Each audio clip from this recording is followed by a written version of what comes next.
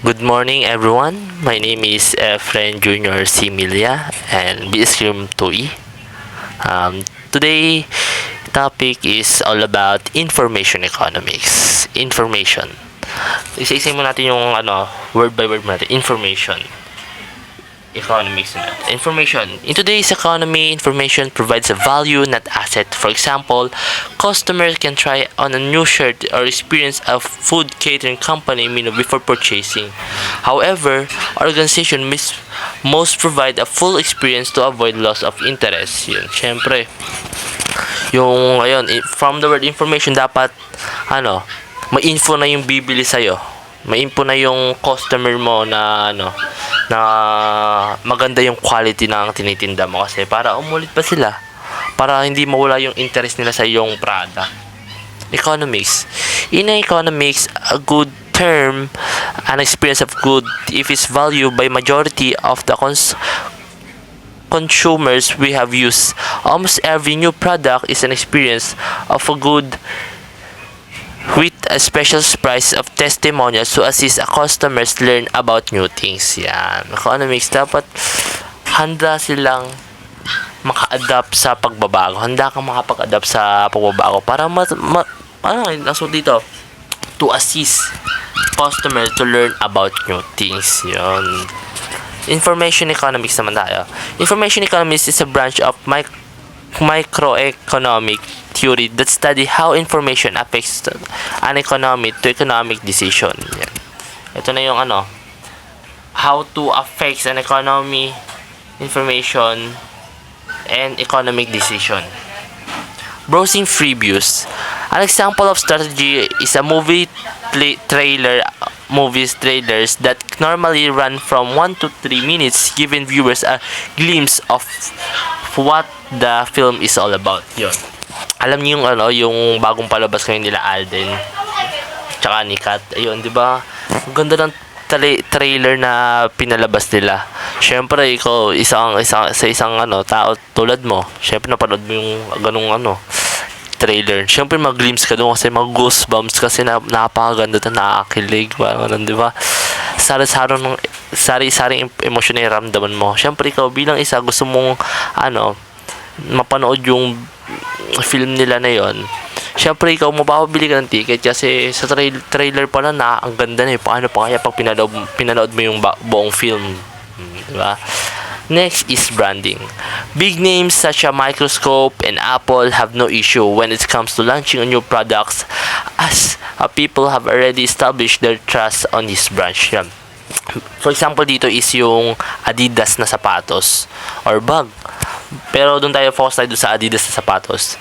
Syempre, pag yung Adidas nag-launch na naman sila ng bagong sapatos, syempre yung ako or kayo, syempre hindi kayo aware na kayo na maganda yung quality ng sapatos nila kasi wala naman silang issue wala naman silang any issue na nangyari sa sapatos nila. Maganda naman yung quality lagi ng sapatos na nilalabas nila. Syempre ikaw bilang isang customer, mapapabili ka kasi alam mo maganda yun hindi ka na magdadalawang isip. Next is reputation. When a movie is announced, people would often are skeptical if will be good enough. However, the reputation of directors and cast of actors or actresses normally remove this skepticism.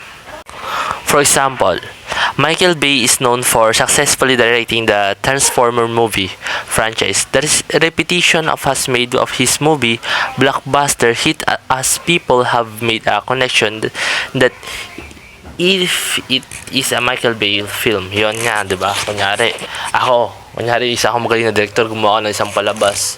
Then yung palabas na ginawa ko is pumatok sa madla. Syempre, madla nag-viral kung tawagin natin. Syempre, kapag gumawa ako ng film, matik yun iisipin na agad ng mga tao na maganda yung film na magagawa ko kasi nga yung lately nagawa ko is maganda and pumatok. Syempre, madami nakaabang sa susunod ko pang gagawin. Kaya dun dadami yung customer ko kasi yung manonood sa gagawin kong film kasi alam nilang maganda yung next Kasi maganda na yung una, syempre maganda na rin yung next. Yan. Digital economy. The digital economy is the economy that comes from digital conversation of traditional economic activities driven by internet, electronics, means in data. Yun.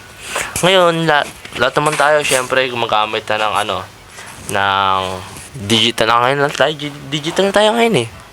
Ngayong era natin, digital na. Itong picture na to, alam nyo yan? Ito yung tinatawag na Uber.